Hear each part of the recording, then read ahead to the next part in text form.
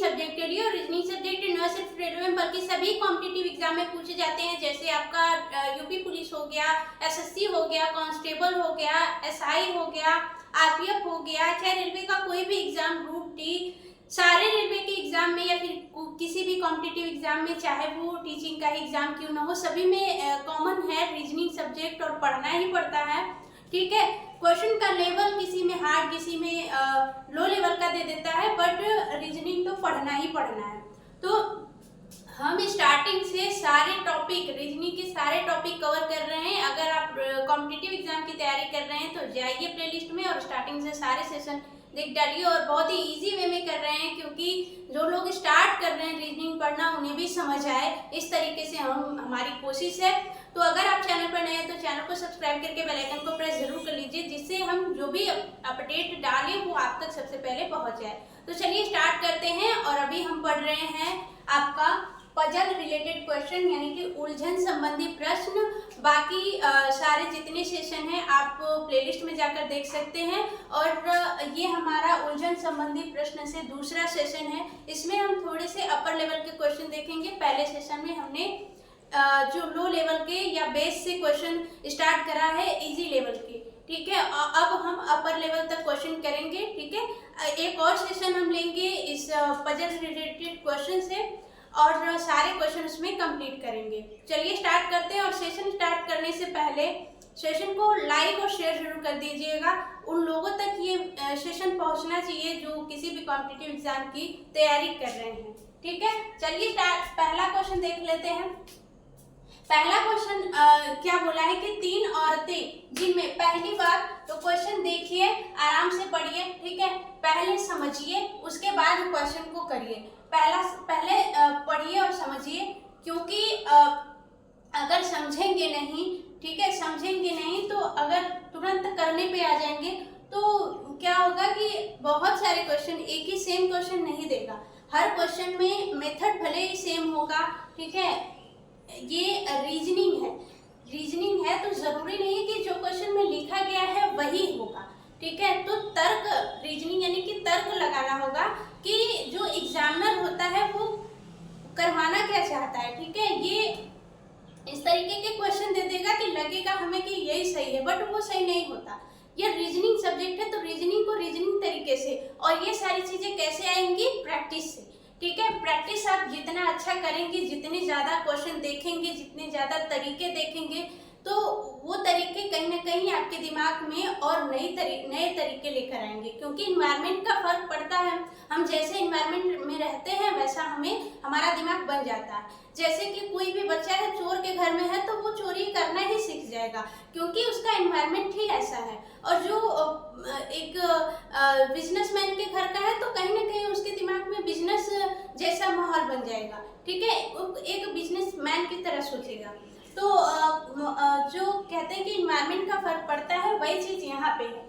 Reasoning में जितना ज़्यादा हम प्रैक्टिस करेंगे किसी भी चीज़ का, उतना ज़्यादा हमें ऐसे ही चीज़ें हमारे दिमाग में बनेंगी और हम नए तरीके जो भी हमारे सामने आएंगे हम उन्हें सॉल्व कर लेंगे। ठीक है, तो चलिए इसको देखते हैं और समझते हैं कि बोल क्या रहा है और क्वेश्चन करना कैसे है। ठीक है, क्वेश्चन में देखिए 2 तरीके से हमें ध्यान में आएगा।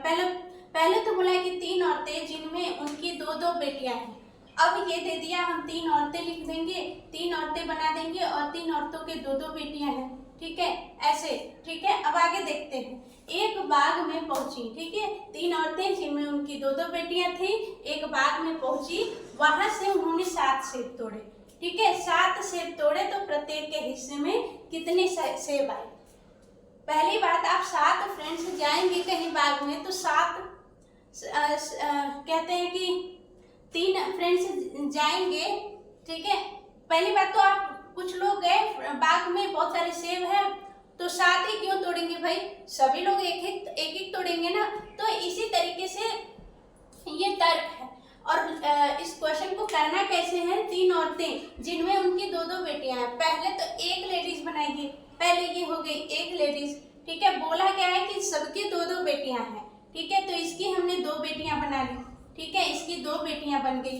ठीक, एक औरत, इसकी 2 बेटियां बन गई। लेकिन बोला है कि सबकी 2-2 बेटियां हैं। ठीक है, 3 औरतें तो हो गई यहीं पे, 3 औरतें हो गई ना, बोला है 3 औरतें हो गई, सबकी 2-2 बेटियां हैं, तो इसकी 2 बेटियां हो गई। अब इन दोनों की भी 2-2 बेटियां हो जाएंगी, ठीक है, इन दोनों की भी 2-2 बेटियां हो जाएंगी, तो कुल कितनी हो जाएंगी, कुल कितनी हो जाएंगी बताइए, कुल कितनी हो जाएंगी, 3 3 6 1 7, ठीक है, तो 7 हो जाएंगी। तो प्रत्येक के हिस्से में कितने सेब आए, कितने तोड़े थे 7 और 7 ही हैं, तो प्रत्येक के हिस्से में 1-1 सेब आएंगे, ठीक है। तो ये थोड़ा सा तर्क भी लगाइए कि आप 10 लोग घूमने जाते हैं कहीं, ठीक है, 10 लोग घूमने जाते हैं, तो क्या खाने की प्लेट 3 ही मंगाएंगे, नहीं, 10 लोगों के लिए 1-1 प्लेट मंगाएंगे ना। तो इसी तरीके से ये क्वेश्चन इस तरीके से बोला गया है कि 3 औरतें पहले दे दिया, हम क्या करेंगे, 3 औरतें फटाफट से बना लेंगे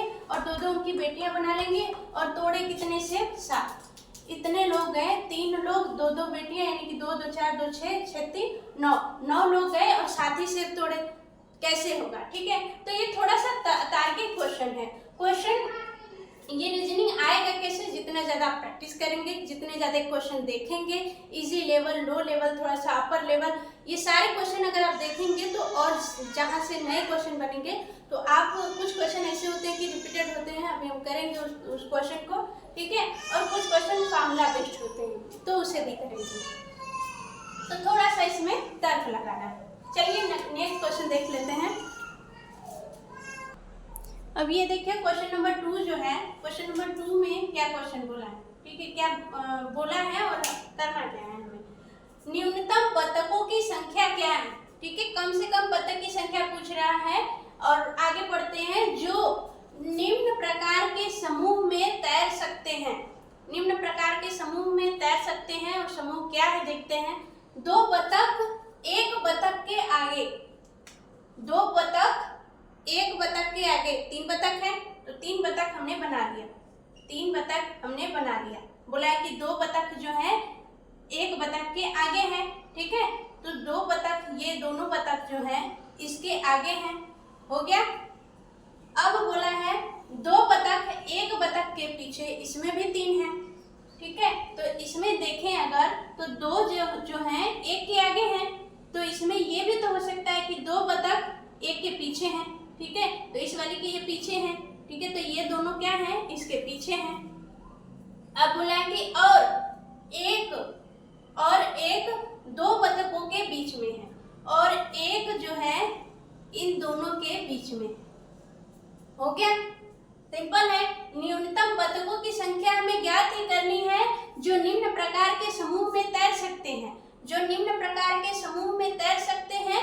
निम्न हमें आगे दिया है, आगे ये दिया है कि 2 बतख 1 बतख के आगे है, यानी कि 2 बतख 1 बतख के आगे है, ठीक है, ये दोनों इसके आगे हो गई। अब 2 बतख 1 बतख के पीछे हैं, तो अगर इसमें देखें तो 2 बतख जो है इसके पीछे हैं, अगर इसके आगे ये दोनों हैं तो पीछे क्या हो जाएंगी, इसके पीछे ये दोनों हो जाएंगी, और एक 2 बतखों के बीच में है, और जो ये 1 है इन दोनों के बीच में हो गई, ठीक है, तो न्यूनतम कितनी बनेगी भाई, 3 बनेगी ना, ऑप्शन नंबर डी आपका राइट हो जाएगा, ठीक है, ठीक है। तो प्रैक्टिस जितना ज्यादा करेंगे, ठीक है, बस शेष आपका जो एग्जाम है वो क्लियर जरूर होगा, बट आप जितने भी क्वेश्चन हैं उसको ईमानदारी से करिए, ठीक है, 100% दीजिए अपना, तभी होगा। ये नहीं कि दिया भी नहीं, जब मन किया पढ़ा, जब मन किया नहीं पढ़ा, हो जाएगा, कैसे हो जाएगा भाई, बहुत लोग जो आपकी जो स्पीड है उससे कई गुना स्पीड से हैं, तो पहले उनका होगा ना। यहाँ अच्छा बुरा की बात नहीं है, कोई लोग बुरा मत मानिएगा, बट अगर आपकी स्पीड अच्छी नहीं है, बहुत सारे लोग दौड़ नहीं रहे, बहुत तेजी से दौड़ रहे हैं, तो आप चलेंगे तो कैसे होगा, ठीक है। तो बस इस पढ़ाई इतनी भी कठिन नहीं है कि बहुत सारा कुछ मांगती है आपका, ठीक है, सिर्फ आपका कंसिस्टेंसी मांगती है कि आप डेली बेसिस पे बने रहें, कोई भी चीज़ जो है वो आपकी पढ़ाई के लिए जो इम्पोर्टेंट है उसे करते रहें, ठीक है। तो आधे घंटे का जो सेशन है या 1 घंटे का जो सेशन है, तो शुरू करिए, तो उसको कंप्लीट करने के बाद ही कोई काम करिए, ठीक है। जब जैसे मान लीजिए एग्जाम्पल के तौर पे टीचर आपको पढ़ाने आता है, तो 1 घंटे की पढ़ाई हो तो एक घंटे पढ़ाता है। अगर 40 मिनट की उसकी बेल है क्लास में तो वो 40 मिनट पढ़ाएगा, चाहे उसको भूख लगे या प्यास लगे। ठीक है, प्यास लगे तो मान लो पानी है सामने रख के चल जाएगा काम, भूख लगे, उसका पैर दर्द करे या फिर उसका फोन आ जाए, ठीक है, वो करेगा। 40 मिनट पढ़ाना है तो पढ़ाएगा। ठीक है, तो इस तरीके से कि आप ये समझिए कि आप टीचर हैं और आप पढ़ नहीं रहे, पढ़ा रहे हैं, तो उस तरीके से पढ़िए कि पढ़ नहीं रहे हैं, पढ़ा रहे हैं। इस क्वेश्चन को ऐसे समझिए कि मुझे पढ़ाना है किसी और को। ठीक है, एग्जाम देने जा रहे हैं तो एग्जामिनर को पढ़ा ही नहीं रहे हैं ना, एग्जामिनर पढ़ ही ना रहा है कि क्या अरे ये सही किया है, इस बच्चे का ज़्यादा नंबर होना चाहिए। ठीक है, तो इस तरीके से पढ़िए कि पढ़ना नहीं है, पढ़ाना है एग्जामिनर को। अब ये क्वेश्चन देखिए, वीडियो को पॉज करके ट्राई करिए कि क्वेश्चन करने की।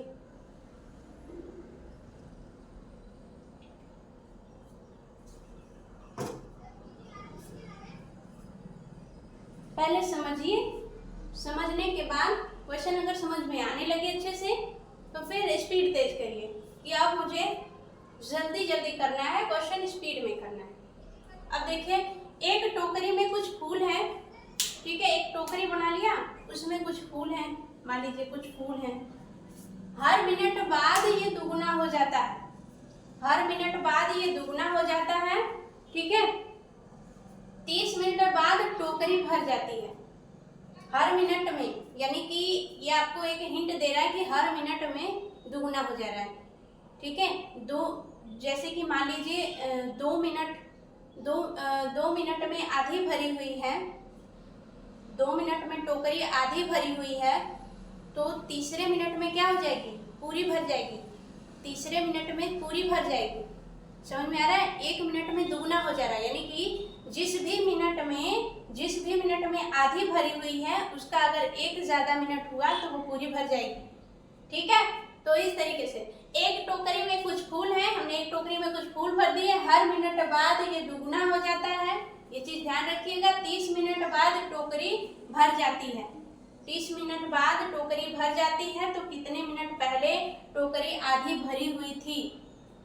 अब हमें ये 30 मिनट इसलिए दिया है कि हमें फंसा सके। अब 30 मिनट दिया है, 30 मिनट में टोकरी भर जाती है, सॉरी 30 मिनट बाद टोकरी भर जाती है, तो 1 ही मिनट से हमें मतलब है, ये 30 मिनट तो गया तेल लेने, ये इसका हमें यूज करना है। 30 मिनट बाद टोकरी भर जाती है, तो भाई 30 मिनट से अगर 1 मिनट पहले आए तो टोकरी आधी रही होगी। 30 मिनट से अगर 1 मिनट पहले आए यानी कि 29 मिनट में आए तो टोकरी आधी रही होगी, तभी तो 30 होते ही 29 में आधी रही होगी। 1 मिनट बढ़ा तो भर गई टोकरी, यानी कि दुगनी हो जा रही है तो भर गई। तो कितने मिनट पहले टोकरी आधी भरी हुई थी, वही चीज, कितने मिनट पहले टोकरी आधी भरी हुई थी, तो 29 मिनट पहले। ये तो हमने क्या किया, मौखिक रूप से ही सवाल को कर लिया, इतना कुछ करने की जरूरत ही नहीं है। ठीक है, इसमें दिया है कि एक टोकरी में कुछ फूल है, हर मिनट बाद ये दुगना हो जाता है। ठीक है, दुगना हो जाता है हर मिनट में, यानी कि 1 मिनट बढ़ा दुगना हो गया, फिर 1 मिनट बढ़ा फिर उसका दुगना हो गया। ठीक है, तो ये 30 मिनट बाद टोकरी भर जाती है, 30 मिनट बाद टोकरी भर जाती है, तो कितने मिनट पहले टोकरी आती रही होगी। 30 मिनट में जब भर रही है तो 1 मिनट अगर पहले आए तो आधी रही होगी, क्योंकि 1 मिनट में 1 मिनट में दुगना हो जा रहा है, तो 1 मिनट पहले आए तो आधी हो गई होगी। ठीक है, तो यानी कि 1 मिनट पहले आएंगे तो 29 मिनट हो जाएगा, 29 मिनट में क्या हुई होगी, आधी टोकरी को भरी हुई होगी। ठीक, नेक्स्ट क्वेश्चन अब कर लेते हैं। अब ये वाला क्वेश्चन देखिए, ये वाला क्वेश्चन में थोड़ी सी कैलकुलेशन करनी होगी। एक परीक्षा में दीपेंद्र ने 108 प्रश्न हल किए, ऐसे क्वेश्चन पूछे जाते हैं। ठीक है, ऐसे क्वेश्चन कई बार देखने को मिलते हैं। तो ये वाला क्वेश्चन कैलकुलेशन पे आधारित है, इसमें थोड़ा बहुत चेंज करके देगा, ये यहाँ चेंज कर देगा। ठीक है, ठीक है, ये प्रश्न कितना किया वहाँ चेंज कर देगा। तो ऐसे क्वेश्चन देखने को मिलते हैं, यहाँ 0 अंक प्राप्त हुए, यहाँ कुछ और कर देगा। ठीक, तो अब इसीलिए ये इम्पोर्टेंट, ठीक है, इसे ध्यान से देख लीजिएगा, क्योंकि अगर ये एक अच्छे से पता हो गया प्रॉपर तरीके से तो इस पे इधर उधर करके क्वेश्चन बनेंगे तो कर सकते हैं। एक परीक्षा में दीपेंद्र ने 108 प्रश्न हल किए, ठीक है, एक परीक्षा दिया उसमें 108 प्रश्न करा उसने। इस परीक्षा में प्रत्येक गलत प्रश्न करने पर 1/3 अंक काट लिए जाते हैं, ठीक है। एक गलत करेंगे तो 1/3 नंबर कटेगा और प्रत्येक ठीक प्रश्न पर 1 अंक दिया जाता है, यानी कि एक प्रश्न सही होगा तो 1 अंक मिलेगा। यदि दीपेंद्र ने 0 अंक प्राप्त किए, उसका क्या हुआ, उसने 0 नंबर प्राप्त किया, ठीक। तो बताओ इसने कितने प्रश्न गलत किए, ठीक है। इसका एकदम सीधा सा फंडा है, सही कितना किया है तो उसे मान लेंगे x, सही वाला सही मान लेंगे x, ठीक है। टोटल कितना किया था उसने 108, जब सही x किया है तो टोटल में से x घटा देंगे तो बचेगा क्या, गलत बचेगा। तो गलत किसने कितना किया था, गलत किया था 108 माइनस x, क्योंकि अगर सही x किया है उसने तो टोटल 108 है, टोटल में से अगर x घटा देंगे यानी कि सही घटा देंगे तो आ जाएगा हमारा गलत, ठीक है। लेकिन इसमें बोला गया है कि सही पर 1 नंबर मिलता है, सही पर कितना मिलता है x इंटू का 1, ठीक, सही पर 1 नंबर मिलता है और यहाँ गलत करने पर कितना कटेगा 1/3, 108 माइनस x 1/3, ठीक। तो ये बन जाएगा हमारा समीकरण, ठीक है। अब उसमें बोला है कि 0 अंक प्राप्त होते हैं, क्या बोला है कि 0 अंक प्राप्त होते हैं। अब सही में से इसको घटा दिया जितना भी गलत किया हुआ है, ठीक है, ये जो नंबर मिलेगा उसको, ठीक है, सही जितना किया है 1 नंबर का है तो ये जो नंबर मिलेगा और गलत किया है तो इतना कटेगा। तो सही में से इस गलत वाले को घटा दिया जाए तो कितना बच रहा है, 0 आ रहा है उसका नंबर, ठीक है। तो यही चीज वहां पे अप्लाई कर देंगे, 108 माइनस x बराबर का 0, 0 आ रहा है।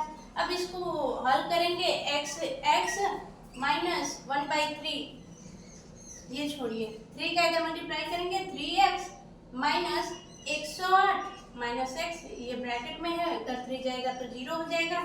अब इसको ब्रैकेट से निकालेंगे तो ये प्लस हो जाएगा, 3 और 4x हो जाएगा, 4x माइनस 108 और x बराबर हो जाएगा 108, 4 से अगर इसको काटेंगे तो 4 दूनी का 8, 4 सते 28 हो गया।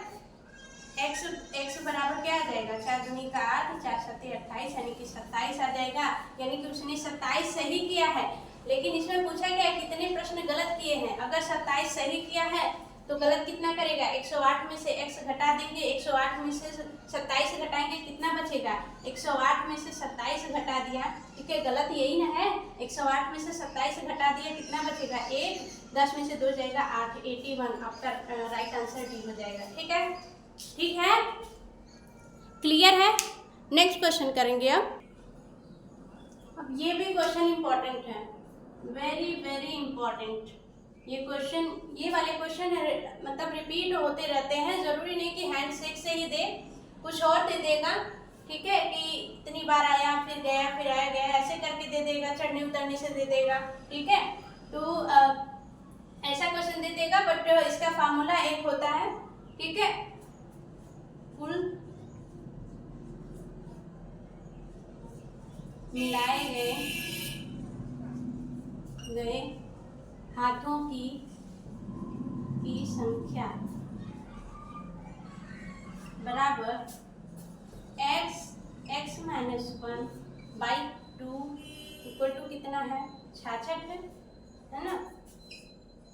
सॉल्व कर देंगे इसको, x माइनस 1 इधर जाएगा, 2 छक्के 12, 2 छक्के 12 13, 132 आ रहा है। अब इसको सॉल्व सॉल्व करेंगे तो करते ही रह जाएंगे, ठीक है। ये बनेगा द्विघात समीकरण, तो इसमें टाइम लगेगा, तो हम एक फंडा अपनाएंगे, क्या भाई, x x माइनस 1 दिया है इक्वल टू दिया है 132। अब इसमें फंडा अपनाएंगे, x के जगह पे वैल्यू रख देंगे ऑप्शन का, अगर जो 132 के इक्वल आ गया यानी कि हमारा सही। अब इसको सॉल्व करेंगे तो बहुत ही लंबा चला जाएगा, ठीक है। 14 रखेंगे 169 स्क्वायर आएगा, ठीक है। यहाँ पे 169, 14 माइनस 1 13, 13 का 14 में गुणा करेंगे, 13 चौका 52, फिर 13 कम 13, 13 5 18 नहीं आ रहा।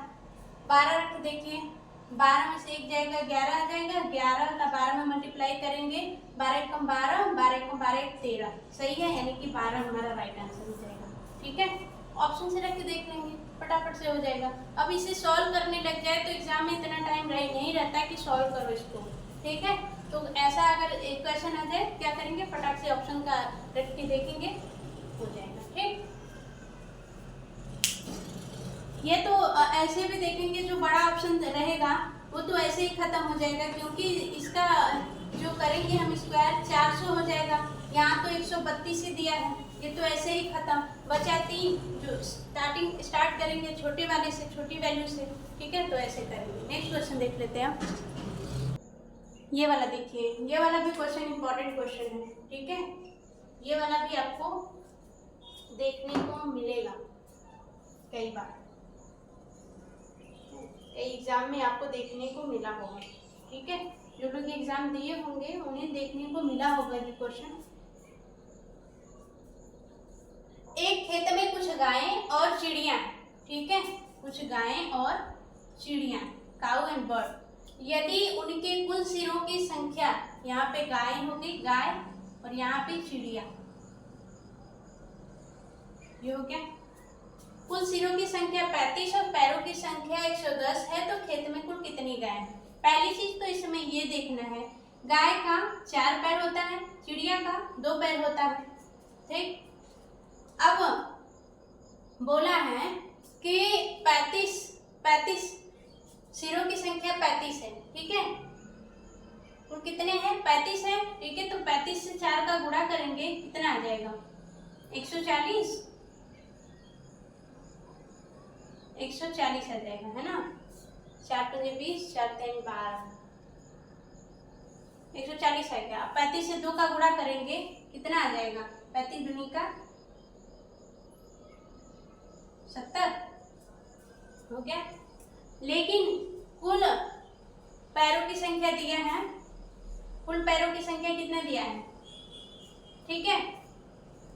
गाय का 4 पैर होता है, तो उनका अगर 35 से मल्टीप्लाई किया गया कुल सिरों की संख्या से तो 140 आया, और चिड़िया का 2 पैर होता है, उनका 35 से मल्टीप्लाई किया गया कुल सिरों की संख्या से तो 70 आया, ठीक है।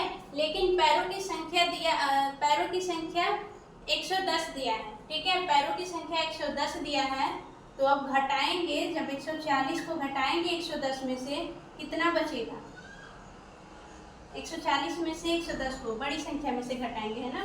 बड़ी संख्या में से घटाएंगे, कितना बचेगा, 140 में से 110 गया, 30 बचेगा, ठीक है। अब 110 में से 70 को घटाएंगे, कितना बचेगा, 40, है ना। 2 से काटेंगे, 2 दूनी का 4 और 2 15 30, ठीक है। ये आ गया गायों की संख्या और ये आ गया चिड़िया की संख्या।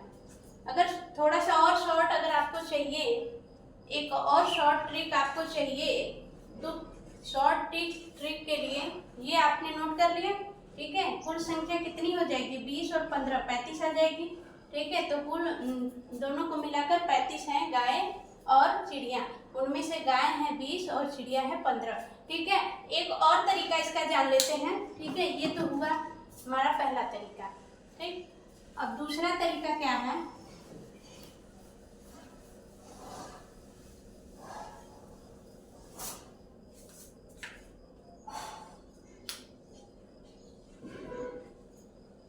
दूसरा तरीका देखिए, यहाँ पे काऊ लिख लिया, यहाँ पे बर्ड लिख लिया। काऊ को 4 पैर होता है, बर्ड को 2 पैर होता है, ठीक है। लेकिन मिनिमम पैर तो काऊ के पास 2 है और बर्ड के पास 2 है। पहले मिनिमम का निकालें, 2-2 का, ठीक है।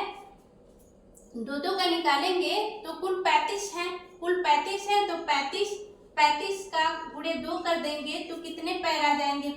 कुल आ जाएंगे 70 पैर, कुल आ जाएंगे 70 पैर। लेकिन बोला क्या है? 110 पैर है कुल, तो 110 में से 70 को घटा देंगे, कितना बचेगा आपका? 110 में से 70 घटाएंगे, बचेगा 40 बच जाएगा। अब 40 क्या है? एक्स्ट्रा पैर है, किसका? गाय का, क्योंकि बर्ड का तो 2 होता ही है, गाय का हमने मिनिमम 2 लिया था, तो गाय का 2 पैर तो बचा ना, तो 2 पैर बचा। मिनिमम कितना आ रहा था सबका? गाय और बर्ड का मिला करके मिनिमम 70 आ रहा था, लेकिन कुल पैरों की संख्या 110 है। अब 70 घटा दिए तो आया 40 किसका पैर आया होगा? गाय का, क्योंकि बर्ड का तो हमने काउंट कर लिया था। तो गाय का आया है कितना?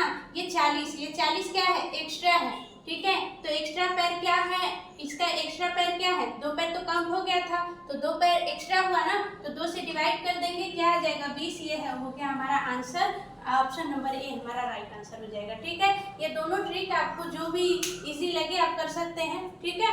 तो ये दोनों ट्रिक आराम से आपको क्वेश्चन सॉल्व करने में इजी होगी। ये थोड़ा सा और कम टाइम लेगा, उसमें कैलकुलेशन ज़्यादा होगा, जो पहले हमने करा था, घटाना, ये करना, वो करना। इसमें मिनिमम पैर लिया, मिनिमम पैर का 2 से मिनिमम पैर लिया जो भी है, और फिर उसके बाद जितने हैं सारे मिला करके, बर्ड और गाय दोनों जितने लोग हैं, यानी कि 35 हैं, ठीक है। 35 चिड़िया और बर्ड मिला के कुल 35 हैं, तो 2 पैर से मल्टीप्लाई कर दिया, 70 पैर आ गए, ठीक है। 70 पैर, लेकिन पैरों की संख्या 110 दिया है, 110 में से 70 घटा दिया, 40 एक्स्ट्रा आ गया, ठीक है। 40 एक्स्ट्रा आया है गाय का, और गाय का एक्स्ट्रा पैर हमने 2 काउंट किया था, 2 एक्स्ट्रा बचा, तो वो 2 एक्स्ट्रा से डिवाइड कर देंगे, हमारा आ जाएगा गाय की संख्या कि कितनी गाय है, ठीक है। क्लियर है? तो अब करेंगे कल, क्योंकि लेंथ ज़्यादा हो जाएगी और आपको और भी सारे सब्जेक्ट्स पढ़ने होंगे, तो सिर्फ इसी पे ध्यान तो नहीं दे सकते। और दूसरी बात की बोरियत होने लगती है, थोड़ा ही पढ़ें, डेली पढ़ें, कंटिन्यूसली पढ़ें। तो मिलेंगे नेक्स्ट वीडियो में। अब एक और सेशन बाकी है, एक और सेशन में हम थोड़े से और अपर लेवल के क्वेश्चन करेंगे और बहुत ही मज़ा आएगा कल के सेशन में। और अगर सेशन अच्छा लगा हो तो सेशन को लाइक और शेयर जरूर कर दीजिएगा, और जो लोग चैनल पर नए तो चैनल को सब्सक्राइब करके बेल आइकन को प्रेस जरूर कर लें। बाय बाय, टेक केयर, मिलेंगे नेक्स्ट वीडियो में। पढ़ते रहिए। Thanks for watching.